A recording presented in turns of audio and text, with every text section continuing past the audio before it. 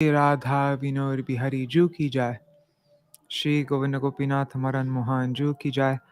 Nitya Lila Pravishtam Vishnupar Rashata Rashata Shishimar Bhakti Vedanta Narayan Goswami Maharaj Shri Gurudev ki jai. Nitya Lila Pravishtam Vishnupar Rashata Rashata Shishimar Bhakti Vedanta Vaman Goswami Maharaj ki jai. Nitya Lila Pravishtam Vishnupar Rashata Rashata Shishimar Bhakti Vedanta Swami Maharaj Shri Prabhupada ki jai. Nitil Prishtam Vishnupar Ashata Rashata Shishmar Shila Bhakti Vigyan Keshav Gosai Maharaj ki jai. Nitil Prishtam Vishnupar Ashata Rashata Shishmar Bhakti Siddhanta Saraswati Gosai Prabhupada ki jai. Nitil Pravishta Maha Bhagavat Shila Gorksharas Babaji Maharaj ki jai. Nitil Pravishta Shila Satchidananda Bhakti Vinod Thakur ki jai. Nitil Pravishta Vaishnav Sarva Bhoma Shila Jagannath Das Babaji Maharaj ki jai. Shri Rupanu Gauriya Guru Varga ki jai. Shri Rupa Sanatan Bhatt Raghunath Shri Jeev Gopal Bhattadash Raghunath Shar Goswami Prabhu ki jai. Shri Sarup Damodar Rai Ramanandari Shri Gaur Parshad Vrinda ki jai. Nama Chaish Lahaidas Thakur ki jai. Prem se kaho Shri Krishna Chaitanya Prabhu Nityananda Shri Advaita Gadadhar Shivasari Gaur Bhakta Vrinda ki jai. Shri Kshetra Mandala, Gora Mandala, Vraja Mandala, Mathura Vrindavan Dham ki jai. Sarva Abhishta Pradata Giriraj Maharaj ki jai. Shri Radha Kund Shama Kund ki jai. Shri Yamuna Devi Ganga Devi ki jai. Shri Tulsi Maharani Vrinda Devi ki jai. Shri Bhakti Devi ki jai. Shri Purnamasi Yoga Maya ki jai. Shri Gopeshwar Mahadev ki jai.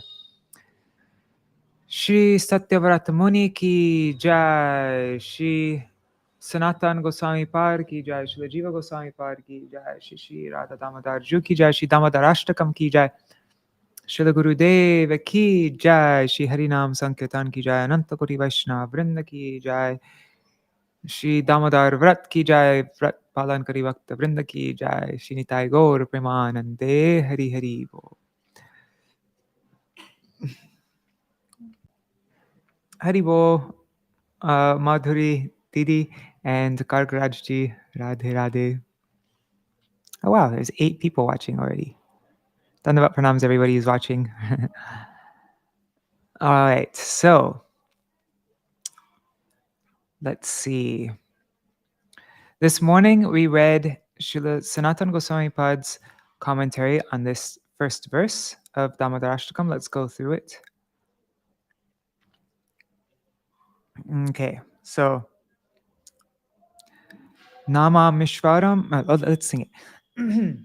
Nama Mishwaram Sachirananda Rupam Lasat Kunda Lam Gokule Brajamanam Yashoda Bhiyo Lukad Ladhava Manam Paramrishtam Atyantato Drutya Gopya Namamishwaram Sachirananda Rupam Lasat Kundalam Gokule Brajamanam. So let's go through the meaning of these words. Okay, I'm just looking at this off what I remember off the top of my head. I didn't actually study this though. But Namami means I offer obeisances unto Ishvaram, the Supreme Lord.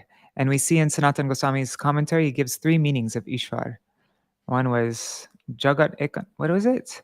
Jagat Ekanath, Nija Prabhu. What were they actually? Let's see. Okay, it's Sarva Shaktiman, the possessor of all potency, Jagat Ekanath, the sole Lord of the entire world, and Nija Prabhu, my own dear master.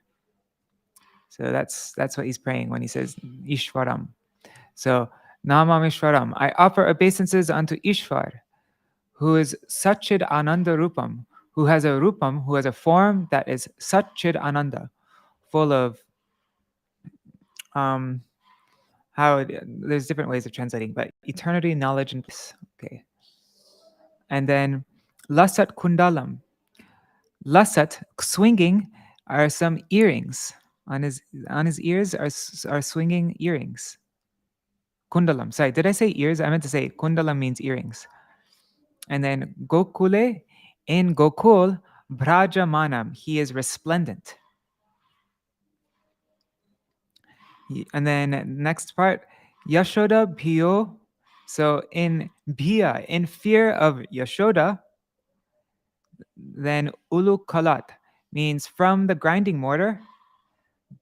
He jumps off, and Dhavamanam, he runs very swiftly. Dhavamanam. Paramrishtam means he is caught.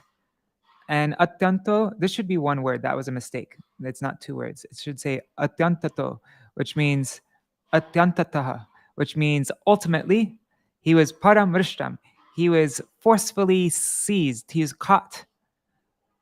Drutya Gopya, by the Gopi, Yashoda Gopi, who is Drutya, who had run.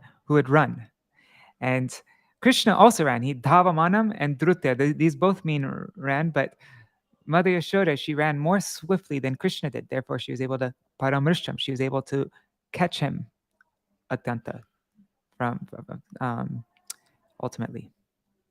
So are all these words clear now? If there are any words that aren't clear to you, let me know and we can go over it again.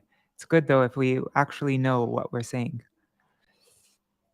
Yashoda Bhiyo, in fear of Mother Yashoda, Ula Kalat, from the grinding mortar, Dhavamanam, he ran off.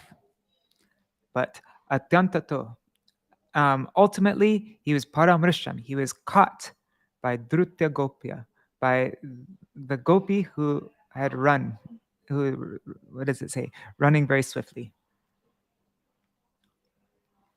Okay. What's the difference between Dhavamanam and Drutya? I don't actually know. Anyways, I think it's coming from the same root, but yeah. All right, so we went over Sanatana Goswami Pad's commentary. Now we're going over Gurudev's commentary. Nityalila Pravishya Shishimad Bhaktivedanta Narayan Goswami Maharaj's commentary. Okay. It's called the Dig-darśinī-vṛtti. Just checking the comments again.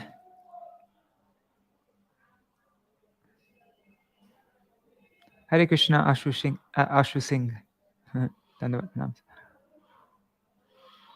And Pramila Didi. Hare Krishna.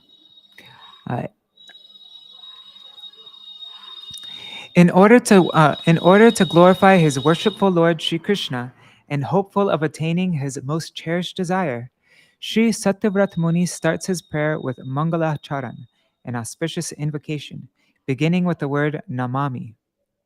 Invocations of auspiciousness are of three types: those which offer respects, those which point out the subject being discussed, and those which grant a benediction. Let's see. What are the Sanskrit words for these? Let me see if I can remember. It's explained in the beginning of Chaitanya Charitamrita. Those which offer respects are namaskaratmak. Those that point out the subject being discussed is vastu nirdeshatmak. And those which grant a benediction are ashirvadatmak. So these are the first three things in a Mangala Charan. Here, the sage invokes auspiciousness by first offering his respects through the words Namami. Then he continues his Mangala Charan by indicating the subject being discussed. So we see Namami Ishvaram. So that's the Namaskaratmak part of the invocation. And then to who? To the Satchidananda Rupam. It's that Lord who is full of so then it's pointing to who's the object, the Vastu Nirdeshatmak. Ishwar. Shri Krishna. Ishwar. Shri Krishna is the original Lord. Ishwar, the original Lord of all lords. Srila Shukadeva Goswami provides the evidence for this in Srimad Bhagavatam. Ete chanksa kala pungsa krishnastu bhagavan sam indrari vyakulam lokam mridayanti yuge yuge. Srimad Bhagavatam 1.3.28. Among the incarnations described in the preceding verses, some are expansions of the Purusha avatar, God, I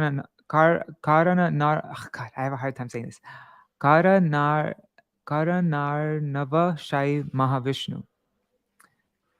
So some are expansions of the Purusha avatar of Mahavishnu, and some are Avish avatars. That means they are empowered incarnations. All of these incarnations descend in each age to protect the world when it is tormented by the demons. However, Vrajendra Nandan Sri Krishna, the son of the king of Vraj, is Swayam Bhagavan. He is the only form of Bhagavan with no other source than himself. He is the original primeval personality, and Mahavishnu is his expansion.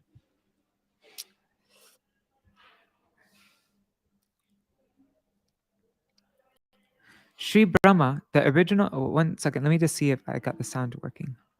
Right, the right mic. Okay, I do. Okay. Sri Brahma, the original guru of our sampradaya, states in his prayers, Ishvara Parama Krishna Satchirananda Vigraha Anadiradir Govinda Sarvakarana Karanam. It's the first verse of Brahma Samhita.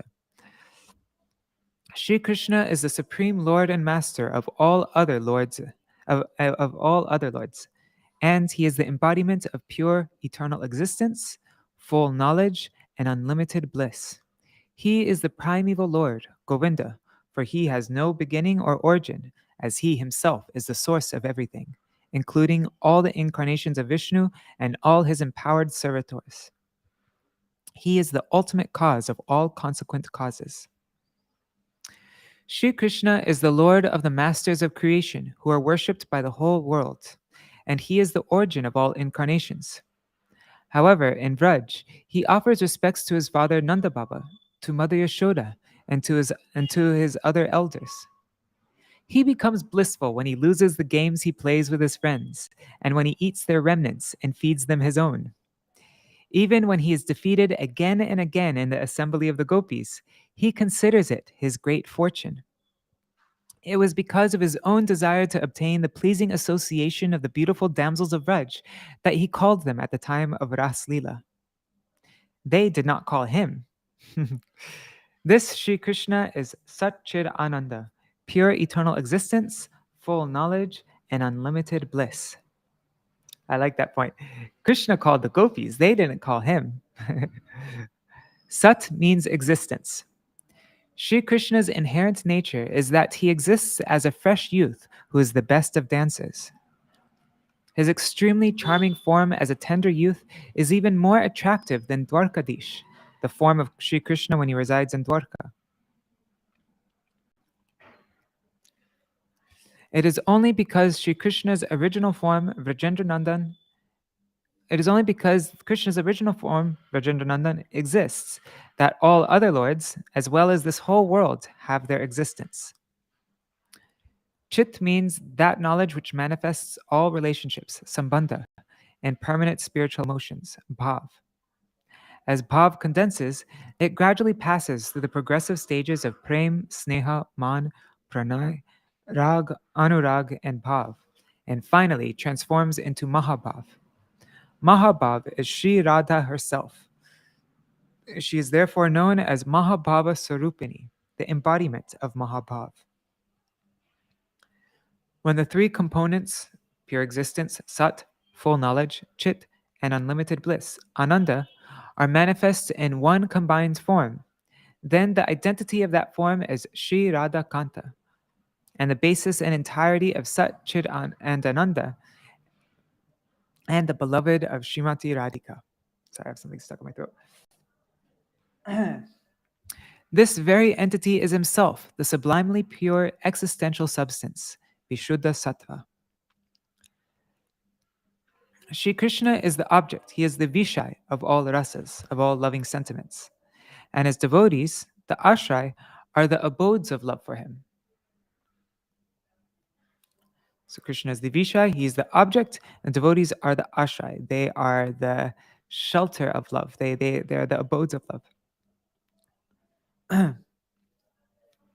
As the object of love, he cannot comprehend the topmost transformations exhibited by his devotees, the abodes of love for him, when they experience their various moods, such as Rudha and Adiruddha.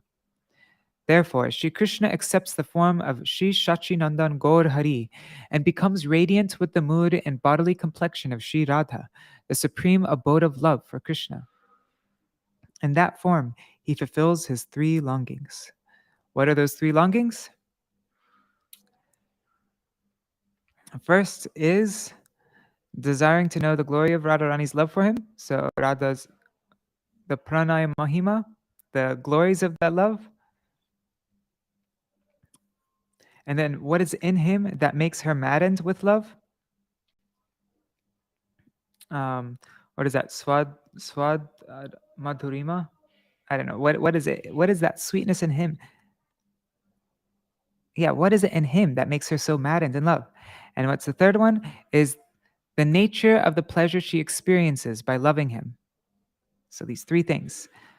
For these three reasons, Bhagavan Sri Hari, fully resplendent with her emotions, appeared from Sri Shachi Devi's womb, just as the moon appeared from the ocean.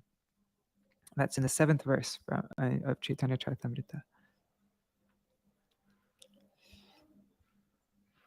In many places throughout Srimad Bhagavatam, the sweetness of Sri Krishna's beautiful form, Roop, has been described. However, among all of them, three specific descriptions are extraordinarily wonderful and touch the heart. The first description was spoken by Sri Brahma, the grandfather of the universe. So these are the three most prominent descriptions of Krishna's form in Srimad Bhagavatam. So these are important verses. No mirdate bravapushe tadirambaraya gunjavatangsa paripichala sanmukhaya vanyasraje kavala vetra vishana veno lakshma shriye mridupade pashupanga jaya.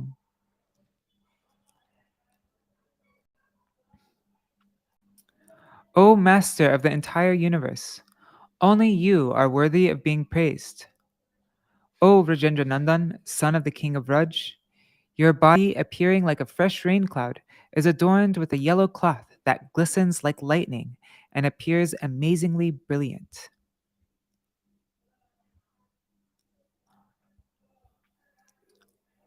So, no media, I offer obeisances, te, to you, abra vapushe, whose vapu, whose body is like a condensed rain cloud. So it's darkish like a rain cloud. And your ambaraya, your cloth, is like tarded, is like lightning. Let's go on. Because you are wearing makar-shaped earrings and a peacock feather on your head, your lotus face radiates an uncommon splendor. Let's see. Gunja vatangsa paripicha lasan mukhaya. Gunja vatangsa. Where is the gunja? Oh yeah. So your around your neck is a garland made of. It says gunja though. Anyways.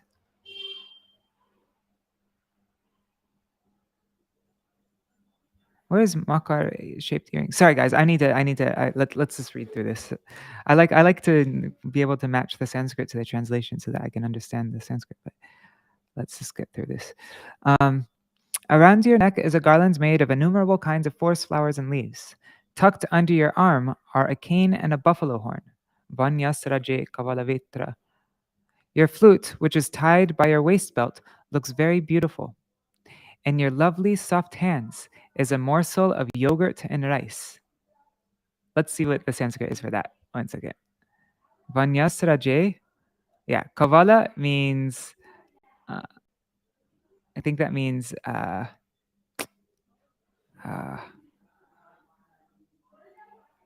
Vanyasraje. Sorry, guys. I'm going to stop this. Sorry, my curiosity always gets me. I think kavala means morsel of grain, though. Yoga, nice. No, I don't know.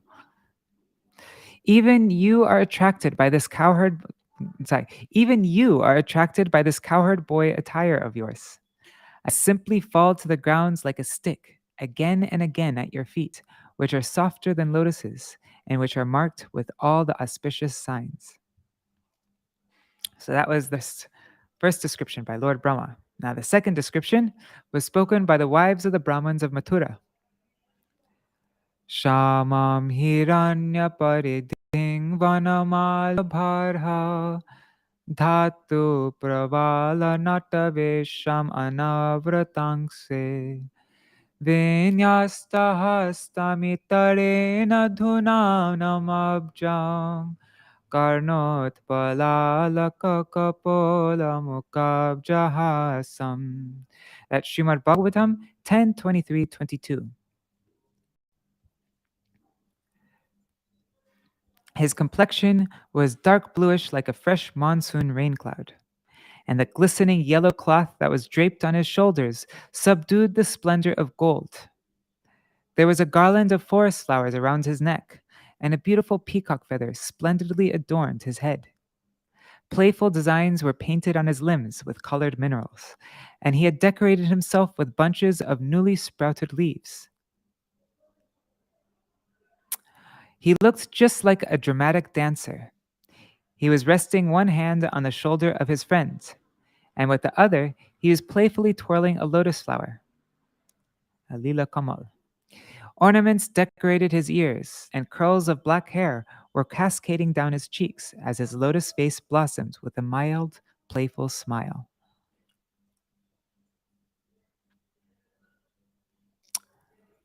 I need to learn these verses better. I have this verse memorized, but I don't actually know the meaning of all the Sanskrit words. Okay. Maybe that would be a fun thing to do. We can go through and memorize these verses, and we can really understand what each word means. Okay. The third description, found in Venu Gita, when the gopis sang about Sri Krishna's flute, was spoken by Srila Shukadeva Goswami. Here he is describing the sweetness of Sri Krishna's beautiful form as revealed in the hearts of the Vraja gopis. So this is probably the most celebrated of all descriptions of Krishna's beauty in Srimad Bhagavatam. So very important verse to memorize. Parhapiram natavaravapo karnayo karnikaram bibradvasa kanakakapisham vaijayantim chamalam randhran venor adharasudhaya purayan gopavrender vrindaranyam swapadaramanam pravishad gita kirti. It's Srimad Bhagavatam 10:21-5. It's the same meter as the last verse of Upadeshamrita. And also Nama Shreshtam Manumapi Sachi Putra, that verse also. Within their hearts, the damsels of Vraj began to see that Sri Krishna entered the charming forest of Vrindavan, accompanied by his cowherd boyfriends. A peacock feather decorated the top of his head, and yellow karnika, oleander flowers, were resting on top of his ears. He wore a golden yellow garment on his body, and a beautiful fragrant garland strung from 5 kinds of forest flowers circled his neck and hung down to his knees. Krishna appeared like the best of dancers performing a supremely captivating drama upon a stage. He filled up the holes of his flute with the nectar of his lips as the cowherd boys followed behind him, singing his glories, which purify the entire world. In this way, the forest of Vrindavan, which is more charming than the divine realm of Vaikuntha, has become even more splendid from the impressions of his adorable lotus feet, which are marked with all the auspicious symbols like the conch and disc. There is yet another description of his beauty within the 5 chapters of Srimad Bhagavatam that recount Raslila. The gopis, allured by the bewildering potency of Sri Krishna's flute song, left their homes in the middle of the night and went to Sri Krishna. Yet when they came before him, he teased them and told them to return to their homes. At that time, the gopis described the sweetness of Sri Krishna's beautiful form. Kastrangate kalapadayata venugita sammohitarya charitana chale trilokyam Trailokya so bhagamidam chaniriksharupam Yargo dijadrumamrika pulakanya bibran. That's Srimad Bhagavatam 10:29-40. So we just read that a little while ago. O Shisham Sundar, from your flute come the most endearing, slowly rolling melodies. Your beautiful form brings auspiciousness upon the entire universe. Moreover, upon seeing your beautiful form, even the bodies of the cows, birds, trees, and deer erupt with horripilation. After hearing the sweet melodies of your flute and beholding your captivating form, is there any woman in all the three worlds who would not become attached to you and, leaving aside all proper conduct and shyness, deviate from her religious principles? Upon hearing the sound of Shri Krishna's flute, the gopis of Vraj forgot everything, their fear, hesitation, patience, dignity, and so forth. Regardless of the condition they were in, they eagerly ran to meet with Shri Krishna. Without even calling their dearmost girlfriends, the Pran Priyasakis, they ran to him. Each gopi thought, Shri Krishna is calling only me. When Shri Krishna saw that the gopis who are the when Shri Krishna saw that the gopis, who are the incomparable treasures of Vraj, had come to him, he tried to bewilder them with his delightful art of speaking. He said, "Oh, beautiful cowherd girls, why have you come here alone at this time of night? Have you come to see nature's splendor and the beauty of this forest? If so, then return to your homes now.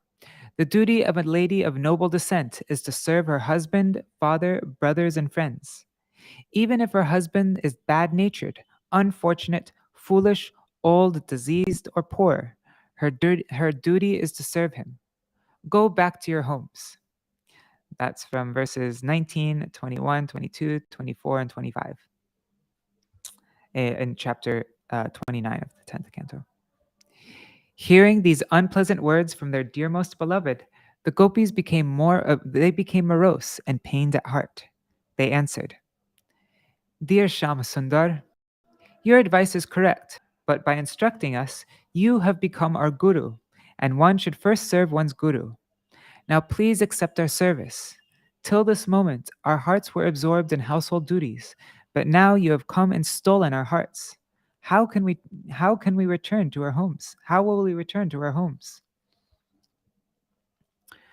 When Sri Krishna was concluding his manifest pastimes, he called upon Sri Uddhav and told him, "Soon I will leave you behind in this world to propagate the Bhagavat Dharma." After Sri Krishna actually disappeared from this world, Sri Uddhav set out for Vraj, overwhelmed by separation from him. On the way, he met Sri Vidura and told him that Sri Krishna had concluded his pastimes. In that context, Sri Uddhav described Sri Krishna's beautiful form as follows. Yan martalilo paikam swayoga maya balam darshayata grihitam vismapanam swasya chapso bhagardhe parang padang bhushana bhushanangam. That's Srimad Bhagavatam 3:12.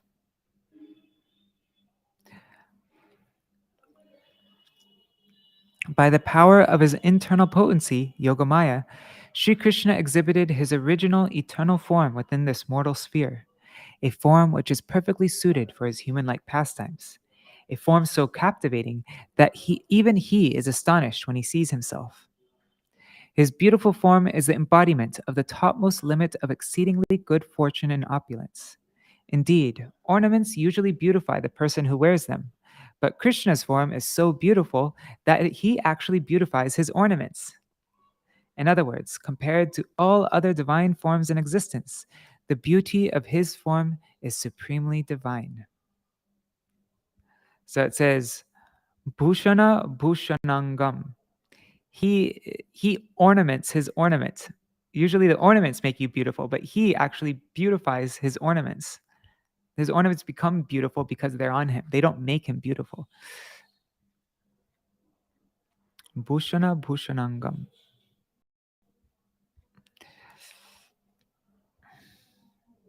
Furthermore, when Sri Krishna disappeared from the gopis at the time of the Raslila, the gopis sang about their separation from him in deep lamentation. Hearing that kirtan, Sri Krishna, unable to restrain himself, again appeared in their midst. Srila Shukadeva Goswami describes his beauty at that time.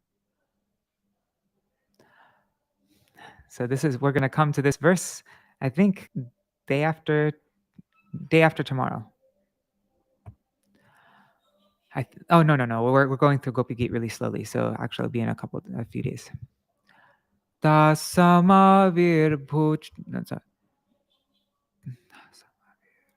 Oops, there's a A missing here. Need to highlight that. Tasamavira bhuchari smayamana mukham bhuja pitambara darasragvi shakshan manmata.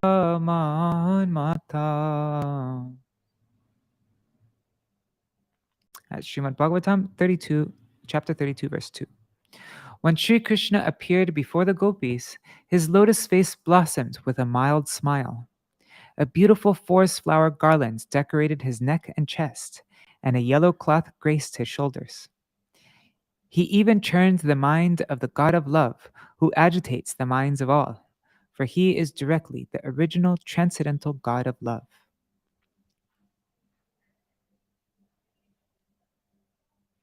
He says, Pitambara Dhara. At first, Krishna was clasping the yellow cloth he wore as an upper garment between his hands. The import of this is as follows. When Sri Krishna saw those moods of separation from him, he wiped away their tears with his yellow cloth. He realized that he had given so much trouble to his dear beloveds, and thus he considered himself an offender. Begging pardon for his offense, he then placed part of his yellow garment between his teeth as though biting a piece of straw, a sign of great humility. The appearance of his beautiful form at that time was capable of agitating the minds of millions and millions of cupids.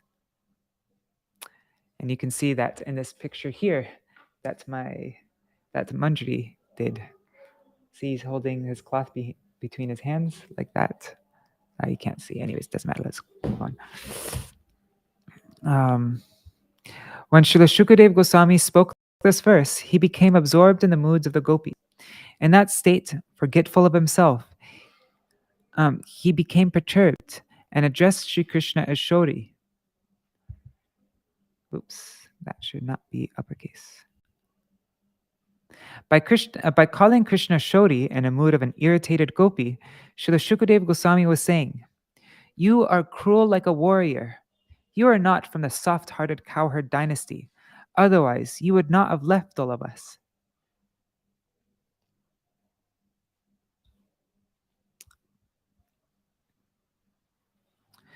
When Sri Krishna, manifesting all the splendor of his incomparable form, appeared in the assembly of the gopis, they became completely overwhelmed with love for him. The love that Sri Bhagavan's associates have for him within their hearts determines how much of his immaculate beauty is revealed. Sri Bhagavan manifests his personal sweetness according to the greatness of his associates' love for him. So Krishna will manifest himself in one way to Mother Yashoda. He'll manifest himself in another way to Sridam, Sudam, Dam, Vasudam, all the Sakas. He'll manifest himself in a different way to the cows. And that's why we see each one of our acharyas, they have, we have Srila Rupa Goswami's is Radha Govinda, Srila Sanatan Goswami's Madan Mohan, Srila Raghunath Das Goswami, Gopinath, Lokanath Goswami, Radha Vinod, Srila Vishwanath Chakravarti Thakur, Radha Govinda, Radha Gokulananda, and so on. And Krishna manifests himself in a different way to each one of his devotees according to their love for him. So Srila Shukadeva Goswami further clarifies this. Chakasa gopi parishar gator chitus trailokya lakshmeka padam vapur dadhat. That's Srimad Bhagavatam 10:32-14. So we just went over that verse. As Bhagavan Shri Krishna sat among thousands upon thousands of gopis who were all worshipping him, he appeared so splendid. All the beauty throughout the three worlds, all the beauty ever manifest in the past, all the beauty manifest now, and all the beauty that will ever manifest in the future is only the dim glow from a drop of Sri Bhagavan's own beauty. He alone is the abode of all beauty. So Krishna manifested his most beautiful splendor in front of the gopis.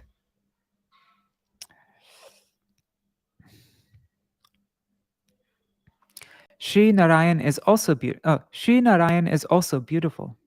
Attracted by his beautiful form, Lakshmi remains engaged in the service of his worshipful feet day and night. However, as soon as she remembers the sweetness of Sri Krishna within her heart, she longs to see his sweet form directly and resolves, since I cannot obtain entrance into Ras Leela, I will watch it from a distance. What is the reason for this eagerness? It has been said that the incomparable form that Sri Krishna manifested within the Ras Leela and the assembly of the gopis was never exhibited anywhere else. What is that form like? His form turns the mind of even Cupid, who agitates the minds of all, for he is directly the original transcendental Cupid. In the first verse of Sri Dāmodarāṣṭakam, Sri Sarat Muni describes the very same enchanting form of Sri Krishna as a 2.5-year-old baby 2.5-year-old baby running away from Mother Yashoda. As he fled from his mother, he repeatedly looked behind him with terrified glances. His earrings shimmered on his cheeks, and his neck was decorated by 3 graceful lines. Trireka.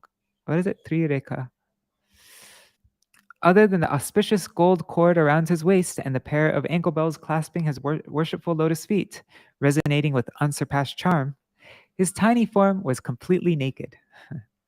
Or like my Gurudeva would say, he was quite naked. The conclusion that the manifestation of Sri Krishna's beauty is relative to his devotees' love for him is also established by Srila Sanatana Goswami in his Sri Brihad Bhagavatamrita. The unique qualities of Sri Bhagavan's beauty manifest in accordance with the unique qualities of his associates. Be nice to find the verse reference for that. I'll highlight that. Oops.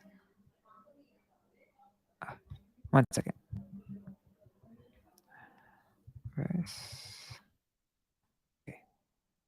In order to bestow his mercy upon the souls who are indifferent to him, and to bless them with Vraj Prem, the love exhibited by the eternal inhabitants of Vraj, Sri Krishna manifested his beautiful form as a fresh youth, the best of dancers, dressed as a cowherd boy holding a flute in his hands.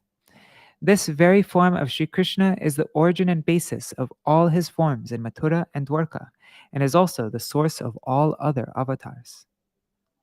Even though the main subject of Srila Sanatana Goswami's commentary on this verse is Sri Krishna's childhood pastimes, he has quoted a description of Sri Krishna's beautiful form exhibited at the time of the Ras Leela in order to convey the extraordinary glory of that particular form. Don't think there should be a comma there. Okay, just checking the comments, see if anybody wanted to. Hare Krishna, Ganga Mataji, and Kush and Dhingra, and Prajumna Prabhu, Mantra Murthy Mataji. I'm sorry to hear you're not well. And Shah Sharmaji and Champak Didi, Hare Krishna. What am I doing? Okay. In chapter 9 of the 10th canto of Srimad Bhagavatam, there's a description of Sri Damodar Leela.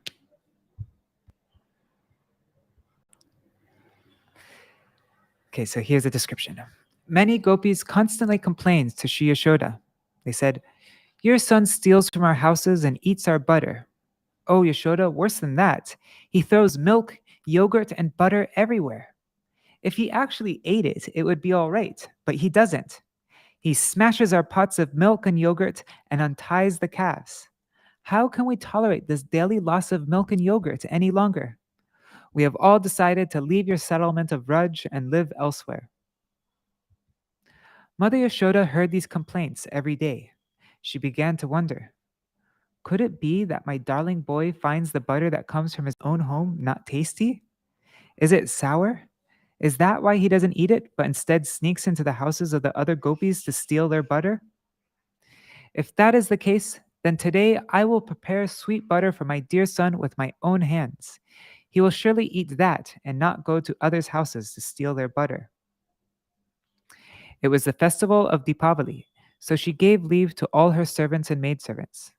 She personally milked Mangala, Ganga, Pishangi, and other cows, and then boiled the milk until it started condensing. When it was the right warmth, she added yogurt culture. She added yogurt culture to it, and then, in the early morning, she personally set to churning the freshly cultured yogurt. As she was churning, she became completely immersed in love for her darling son and began to sing. As the churning rod rotated back and forth, it made a deep reverberating sound, dik, like the large drum head of a mridanga. Oops, I forgot to return the mridanga to the temple room. Anyways, sorry. Sorry. And also a tapping sound, tan, like the small drumhead. Thus, the full sound was dik tan, dik tan. The meaning implied is that any soul who does not worship and remember Sri Radha Krishna leads a life that is so dull, that is so tan, that he is no better than an animal. Such a soul is condemned. Dik. As she turned, the ringing of her bangles sounded like the ringing of kartals. Lost in thoughts of her darling son, she started to sing. In his stotram, Sri Bilbamangal Thakur has described how Mother Yashoda began to sing in this pastime. Kvachit prabhate dadipurna patre nikshepyamantam yuvati mukundam alokya ganam vividham karote Govinda Dāmodarāṣṭakam That's Sri Govinda Dāmodarāṣṭakam verse 19. Once at dawn, as Sri Yashoda Devi was about to place the churning rod in a pot of yogurt, she gazed upon her child, Mukunda. At once she became overwhelmed with love and sang this wonderful song. Oh my Govinda, my Damodar, oh my dear Madhav. Sri Krishna, the darling son of Mother Yashoda, forever begs parental love from his mother. Mother Yashoda was completely absorbed in the moods of her song and was brimming with affection for Krishna. When he heard her singing, her voice saturated with love for him, he could not restrain himself. He began to think, every day Mother sings little songs with great tenderness to awaken me, but today she has not come and I am so hungry. The Supreme Lord of everything, who is independently blissful and self-satisfied, who is Atmaram and Aptakam, was hungry. He began to cry loudly for his mother's breast milk. My dear Lord, how glorious you are! On this day, the effect of Sri Krishna's crying remained unknown to anyone. It simply merged into the fathomless ocean of Mother Yashoda's parental affection, for she was so absorbed in her Sankirtan that she was unable to hear him. So beautiful, huh? With great difficulty, Kanhaya, who was lying on his belly, moved little by little to the edge of his bed and then got down. Rubbing his eyes and crying, he somehow made it to where his mother was churning, tottering like an intoxicated elephant along the way. He caught hold of the churning rod and stopped it from twirling. Mother Yashoda's absorption broke.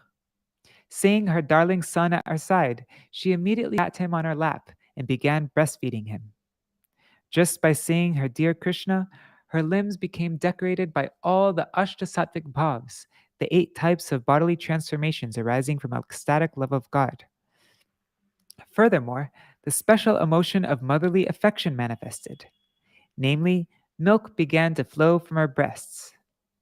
All right, so we always hear about the Ashtasattvic bhavs, but Vatsalya bhav, especially the mood of a mother, has a ninth. What would you say? The Navam Sattvic bhav, unique only to Vatsalya ras, which is milk began to flow from her breasts. According to Bhakti Rasamrita Sindhu, baby Krishna is the Vishaya Alambana of Vatsalya ras. Okay, this is important tattva to understand. And this is a very easy way to understand it. So, baby Krishna is the Vishaya Alambana of Vatsalya ras. That is, he is the object upon which motherly love depends. Okay, so he is the object of the motherly love. And his mother, Shri Yashoda, is the Ashray Alambana. She is the reservoir of love for him. Baby Krishna's gorgeous face is the Udipan. That's Krishna's face is the stimulus that arouses motherly love. And Mother Yashoda's tears, the standing on end of her bodily hairs, the flowing of milk from her breasts, and so on, are the sattvic bhavs, or transformations of ecstasy in her body. So these three things, these are called vibhav. Vibhav is the Vishaya Lamban, which is the object, Krishna. He's the object of the ras and Mother Yashoda is the Ashraya Lambana. So that's the person who is the container of that ras, who's the shelter of that ras, the reservoir of that love. And Krishna's face is the Udipan. That's what arouses. It's the stimulus that rouses that motherly love. And so that's all those three things is called vibhav. See, all these three ingredients of love, namely vibhav, which is Vishaya Lambana, Ashraya Lambana, and Udipan.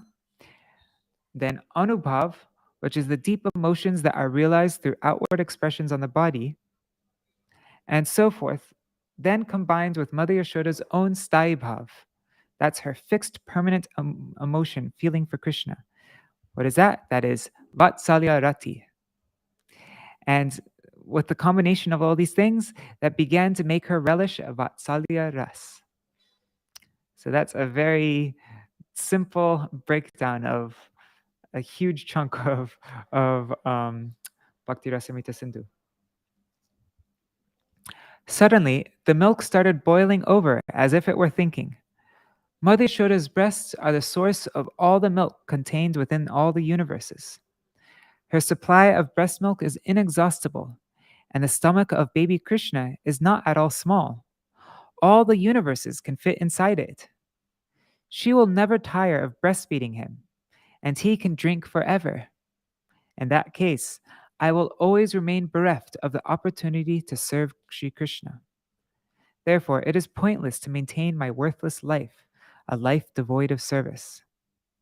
Thinking like this, the milk began to sacrifice himself into the fire. Something it's so beautiful. In Vraj, everything is conscious.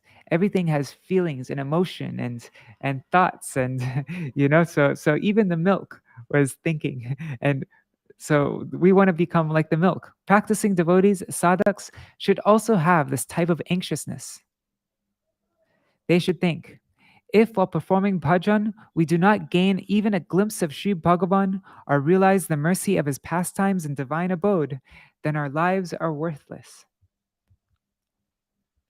Deprived of seeing Sri Gaur Sundar and his associates, Sri Nartham Thakur says, Pashane kotibo matha anale poshibo Gauranga gunera nidhi kotha gele pabho.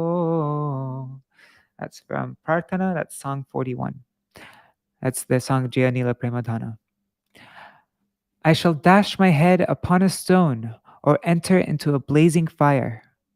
Where will I find that treasure house of all wonderful qualities, Sri Gauranga? So like this, we should become like the milk. Have this kind of desperation, this anxiousness. One second. Haribo Guru Nishta Prabhu. Yes, the Nava Sattvic Bhav. I kind of just made up that term. But yeah. Hare Krishna Bhuvan Kandapal. Okay. So in this regard, it is important to carefully deliberate on Srila Rupa Goswami's definition of Uttama Bhakti, or pure devotion. Anyabhilashita shunyam jnana karmadyanavritam anukulena krishnanu shilanam bhaktiruttama. This is from the beginning of Bhakti Rasamrita Sindhu, the 11th verse. It's one of the most important verses ever, really, this one. When bhakti is performed without any other desire than the aspiration to bring happiness to Krishna, when it is not covered by the endeavor to accumulate dry knowledge, result-oriented work, or any other practice for attaining a goal unrelated to him, and when it is cultivated solely with a favorable disposition towards him and for his benefit, then it is Uttama Bhakti, supremely pure devotion. And so now we're going to go through an explanation. Why is the word, see, for this word anukulyena, why don't we say for the pleasure of Krishna? So we're going to find out why the word pleasure isn't used. In this verse, the characteristics which describe bhakti are divided into two categories, Sarup Lakshan and Tatastha Lakshan. The first category, Sarup Lakshan, includes the intrinsic qualities of bhakti. The second category, Tatastha Lakshan, includes the marginal qualities of bhakti. And there's a footnote here. Let's see. The intrinsic qualities describe the direct nature of Uttama Bhakti, while the marginal qualities describe what must be avoided for the intrinsic qualities to qualify as Uttama Bhakti. The way I think of it is what bhakti is and what it's not. We can understand what something is by understanding what it's not. I don't know. Okay.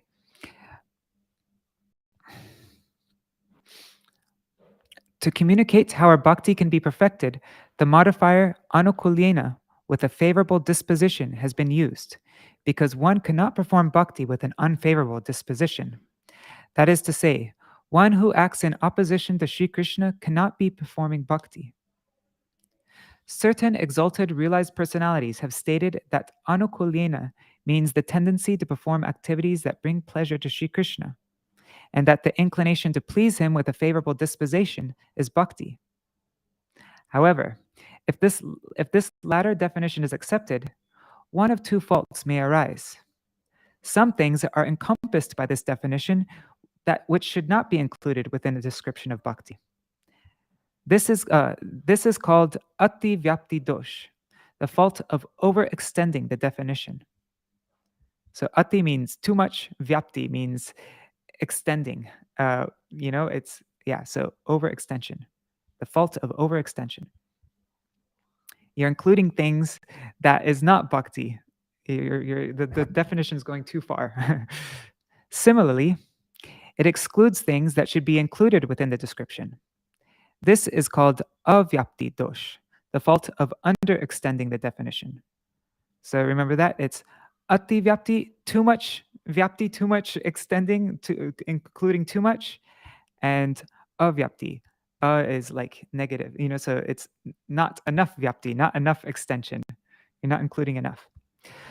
For example, in the wrestling match, Chanura, Mushtika, and other demons were striking Sri Krishna's limbs. Sri Krishna was certainly, so this is an example of ati vyapti dosh, what we're reading right now.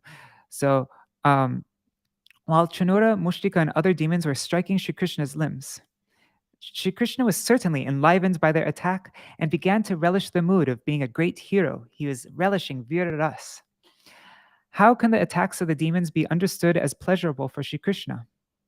The answer to this is found in part of a verse from Srimad Bhagavatam 1:13-30. Manasvinam eva sat samprahara. Although in the eyes of ordinary people, a terrifying battle with an enemy seems torturous, it is in fact exhilarating for the fighters. In that case, if we conclude that the demon's horrible attacks during the wrestling match were acts of bhakti because they gave pleasure to Shri Krishna, then the fault of ati-vyapti, overextension of the definition, arises. Even though these malevolent endeavors caused Shri Krishna to feel pleasure, which is apparently the quality of bhakti, they were actually strictly opposed to bhakti.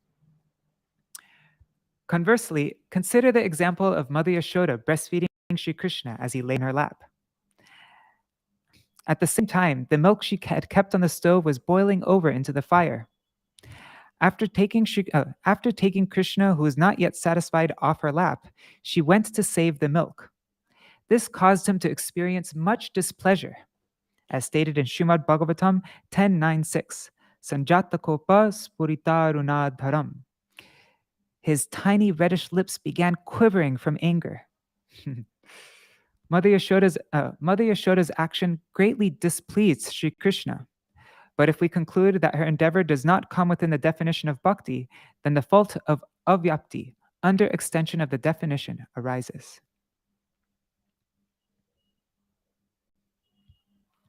So remember that ati-vyapti and avyapti, including too much, ati-vyapti, and including too little, avyapti.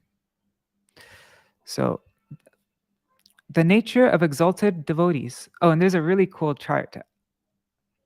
Should I show you? I'm going to show you really quick if you don't mind. I'll be able to find it in a second. It's in resources, Rays of the Harmonist. Was it 2010? I think Kartik 2010. I'm pretty sure. Oops, one second. Let me open it up in preview. Okay, there's this amazing article by my Param Gurudev called Uttama Bhakti. Oh, shoot. Oh, I remember. It was in 2008. All right, guys. This is the first publication I ever helped with. I just entered in the corrections. I remember now. On that article, Guru Seva is so amazing. Here's a good chart. See? So there is... Oh, wait. No, that's not the chart. Where is it? There's 3 charts in this. Oh, no, there are 2 charts. Whatever. Sorry, I'm wasting your time. Let's continue on. Okay. The nature of exalted devotees, Mahabhagavats, is that they want to engage every soul in Krishna's service. When Mother Yashoda saw that the milk was sacrificing himself into the fire by boiling over because he was bereft of Krishna's service, she immediately removed her darling boy from her lap and tried to save it. With both of his hands, baby Krishna firmly caught hold of his mother's breast, and with his legs he clung to her waist. He held onto his mother in this way with all his might. Putana, who had the strength of 10,000 elephants, could not free herself from his grip. But in the presence of Mother Yashoda's Vatsalya Prem, Shri Krishna, the possessor of all potency, could not stop her from putting him down. With one hand, Mother Yashoda easily pushed him from her breast. Then she removed him from her lap, sat him down nearby, and went to save the milk. The Siddhanta, the perfect philosophical conclusion behind this incident, is that Mother Yashoda's love for Shri Krishna is much greater than his love for her. Indeed, Shri Krishna comes under the control of her love. In the presence of this motherly love imbued with deep possessiveness, all of Bhagavan's unlimited majestic potencies are defeated. Here, another point is to be considered. Although the superlative manifestation of Shri Krishna's unlimited opulence, his Aishwarya, is found only in Vraj, it remains submerged in the fathomless ocean of the sweetness contained within the Vraj pastimes. That is to say, even when Shri Krishna's infinite opulence is fully revealed, it easily fits within the all-accommodating embrace of Vraja's sweetness. Mother Yashoda splashed cold water into the pot of boiling milk as if to pacify it. She's pacifying the milk, saying, "I'm going to use you in Krishna's service right now." She said, "Don't give up your life like this." And this is a really beautiful point. In Vraj, there's much more Aishwarya than there is in Dwarka even. And there is in Mathura, there is in the Vaikuntha planets. There's more Aishwarya in Vraj.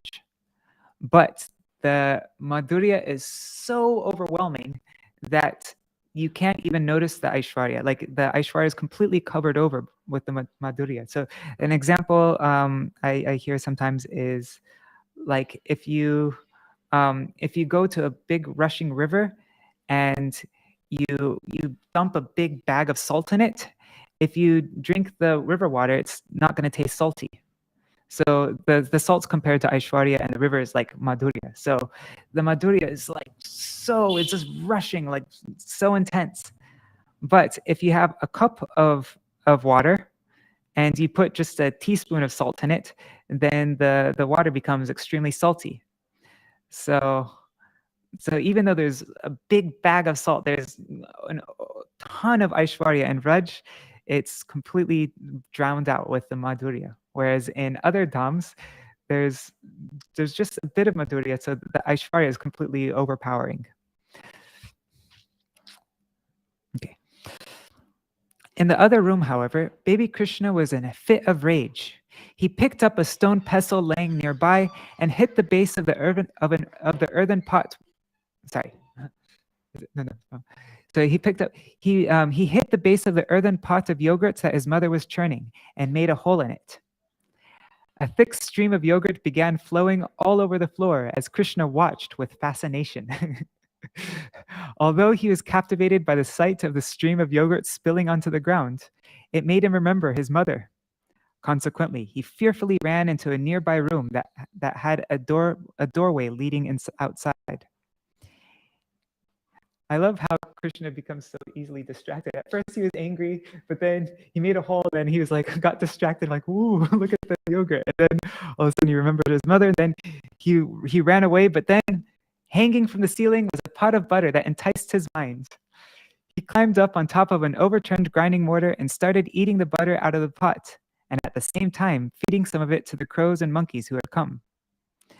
When Mother Yashoda returns to the pot of yogurt to continue her churning, she saw the stream of yogurt flowing from the broken pot. She thought, "This is certainly the work of my clever son."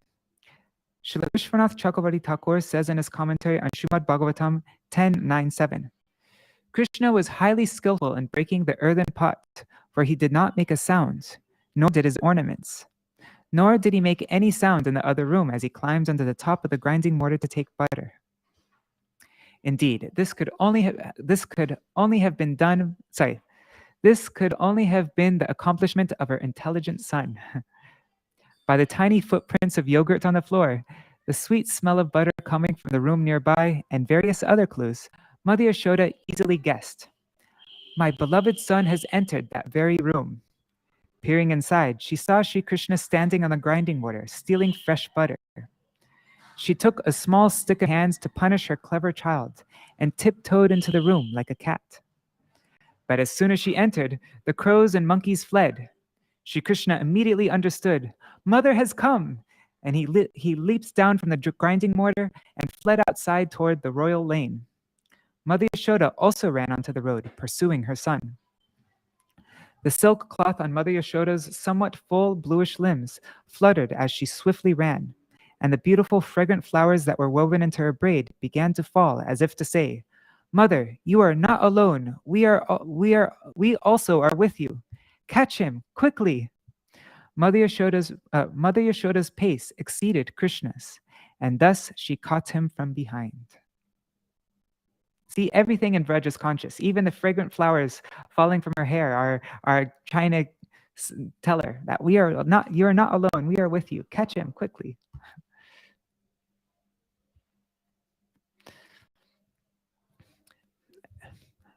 Oh, and this is an important point. Mother Yashoda's pace exceeded Krishna's, and thus she caught him from behind. So now it's going to explain that point. If we are to obtain Sri Krishna, then we must love him more than he loves us. Only then can he be controlled. We will also have to love him with great intimacy, with Vishramba Bhav, and with the same simple natural attachment, Lokik Sambandhuvat, as the residents of Vraj, especially as the Gopas and their wives. Shri Krishna may be pleased by love that is mixed with the moods of awe and reverence, Aishwarya, but he cannot be controlled by it. what is it? Aishwarya Shitila Prem Nahi Mor Prita. Just see, with the mood of a simple mother, Shri Yashoda naturally regards Shri Krishna as her son and chastises him. Shri Krishna is offered worship everywhere else, but when he is in Vraj, he is the servant and Krishna, he is the servant, and the inhabitants of Vraj are his masters. On the command of the gopis, he begins to dance. He puts Nanda Baba's slippers on his head and delivers them to him. Under Yogamaya's influence, he forgets his supremacy and enacts his pastimes as an ordinary human being. This is called Madhurya Lila, Shri Krishna's honey-like pastimes. Although Shri Krishna's pastimes in Vraj are full of opulence, that opulence does not even slightly stifle the love that the inhabitants of Vraj have for him. Instead, it invigorates their honey-like love, causing it to condense even more. This is a speciality of the love in Vraj. The practicing devotee, the sadhak, also desire to perform activities that will melt Shri Krishna's heart. Shri Krishna will not be able to resist him for very long. He will accept that devotee with his whole heart and immerse him in his own sublime service. Thus ends the Dig-darśinī-vṛtti on the first verse. Shri Dāmodarāṣṭakam ki jai. All right, so tomorrow morning I will read verse 2 and Śrīla Sanatana Goswami Pad's commentary. And then in the evening, I will read my Gurudev's commentary again. So, all right, I'm actually very late for a program, so I need to go now. But thank you so much for joining me in this. And yeah, see you all tomorrow morning. And I didn't get around to reading the next article, Vrindaranya Dasi's next article, the fifth one in the series, because I unexpectedly went on parikrama.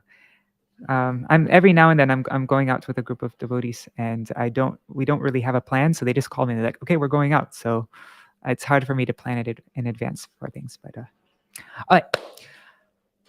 Hare Krishna, Krishna Krishna, Hare Hare, Hare Rama, Hare Rama, Rama Rama, Hare Hare, Nitai Gaur Hari Bol, Hari Bol, Hari Bol, Hari Bol, Nitai Gaur Hari Bol, Hari Bol, Hari Bol, Nitai Gaur Hari Bol. Oh, by the way, while I'm reading Dāmodarāṣṭakam, if you ever find a mistake that I didn't catch, please let me know in the comments and I will include that. You can be proofreading with me. Jai, I'm going to do condensed Jai Dwani. Jai Sachinandan Gaur Hari Ki Jai, Shishi Radha Vinod Bihari Ju Ki Jai, Shri Govinda Gopinath Madan Mohan Ju Ki Jai, Shishi Radha Damodar Ju Ki Jai, Jai Śrīla Gurudev Ki Jai, Śrīla Param Gurudev Ki Jai, Śrīla Prabhupada Ki Jai, Shri Rupanu Gauriya Guru Varga Ki Jai, Swapashaji Gaur Nityananda Prabhu Ki Jai, Shri Radha Krishna Gopa Gopigan Ki Jai, Shri Giriraj Maharaj Ki Jai, Shri Tulsi Maharani Vrinda Devi Ki Jai, Shri Sanatana Goswami Pad Ki Jai, Dig-darśinī-vṛtti Ki Jai, Śrīla Gurudev Ki Jai, Shri Dig-darśinī-vṛtti Ki Jai, Shri Harinam Sankirtan Ki Jai, Ananta Koti Vaishnava Vrinda Ki Jai, Samagata Gaur Bhakta Vrinda Ki Jai, Shri Kartik Vrat Damodar Vrat Niyam Seva Ki Jai, Raseshwari Shri Vrishabhanu Nandini Shrimati Radha Thakurani Ki Jai, Shri Harinam Sankirtan Ki Jai, Ananta Koti Vaishnava Vrinda Ki Jai, Samagata Gaur Bhakta Vrinda Ki Jai, Shinitai Gaur Premanande, Hari Hari Bo, Vrindai Tulsi Devai, Priyai Keshavashacha, Krishna Bhakti Pradadevi, Sattvatai Namo Namaha, Vancha Kalpatarubhyashta Kripa Sindhubhyai Vacha, Patitanam Pavanebhyo, Vaishnavebhyo Namo Namaha. Dandavat pranams, everybody. See you all tomorrow. Jai Shri Radhe.